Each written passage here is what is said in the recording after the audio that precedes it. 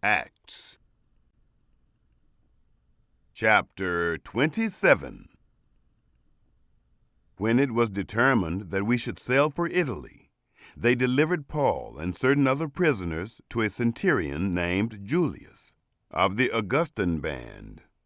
Embarking in a ship of Adramyttium, which was about to sail to places on the coast of Asia, we put to sea, Aristarchus, a Macedonian of Thessalonica, being with us. The next day we touched at Sidon.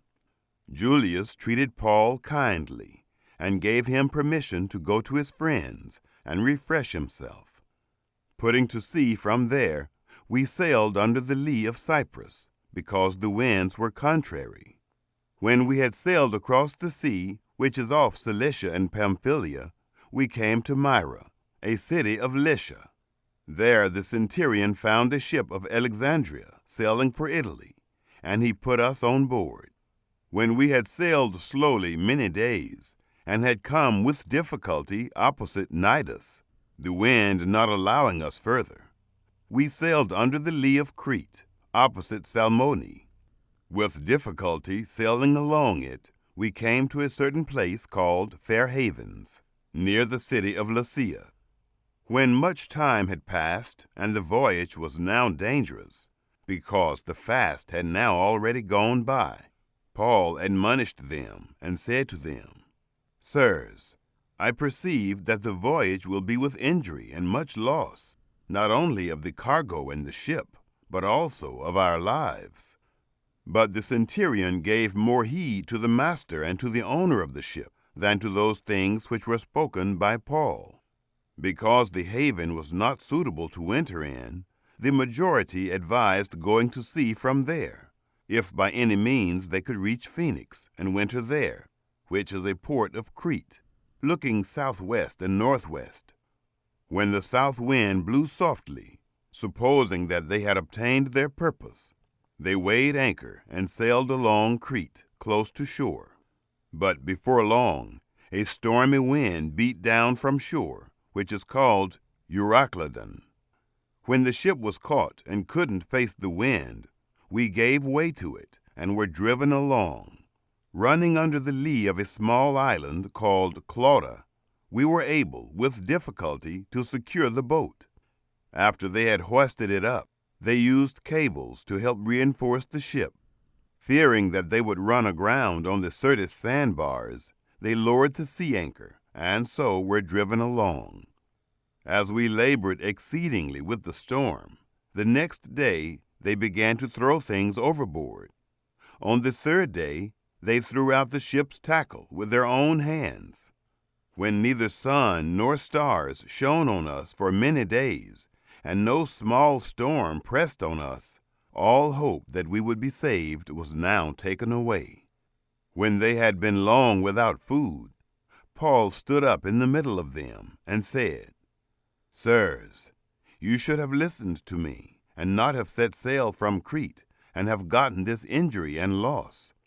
Now I exhort you to cheer up, for there will be no loss of life among you, but only of the ship. For there stood by me this night an angel belonging to the God whose I am, and whom I serve, saying, Don't be afraid, Paul, you must stand before Caesar. Behold, God has granted you all those who sail with you. Therefore, sirs, cheer up, for I believe God, that it will be just as it has been spoken to me. But we must run aground on a certain island. But when the 14th night had come, as we were driven back and forth in the Adriatic Sea, about midnight the sailors surmised that they were drawing near to some land. They took soundings, and found 20 fathoms. After a little while they took soundings again, and found 15 fathoms. Fearing that we would run aground on rocky ground, they let go 4 anchors from the stern, and wished for daylight. As the sailors were trying to flee out of the ship, and had lowered the boat into the sea, pretending that they would lay out anchors from the bow, Paul said to the centurion and to the soldiers, Unless these stay in the ship, you can't be saved. Then the soldiers cut away the ropes of the boat and let it fall off.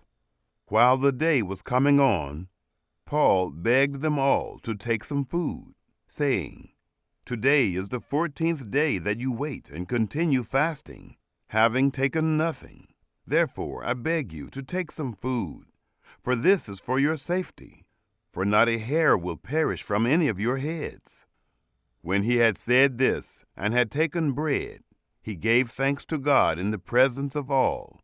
Then he broke it and began to eat. Then they all cheered up, and they also took food. In all, we were 276 souls on the ship. When they had eaten enough, they lightened the ship, throwing out the wheat into the sea. When it was day, they didn't recognize the land, but they noticed a certain bay with a beach, and they decided to try to drive the ship onto it. Casting off the anchors, they left them in the sea, at the same time untying the rudder ropes. Hoisting up the foresail to the wind, they made for the beach. But coming to a place where two seas met, they ran the vessel aground. The bow struck and remained immovable, but the stern began to break up by the violence of the waves. The soldiers' counsel was to kill the prisoners, so that none of them would swim out and escape. But the centurion, desiring to save Paul, stopped them from their purpose, and commanded that those who could swim should throw themselves overboard first to go toward the land, and the rest should follow, some on planks and some on other things from the ship. So they all escaped safely to the land.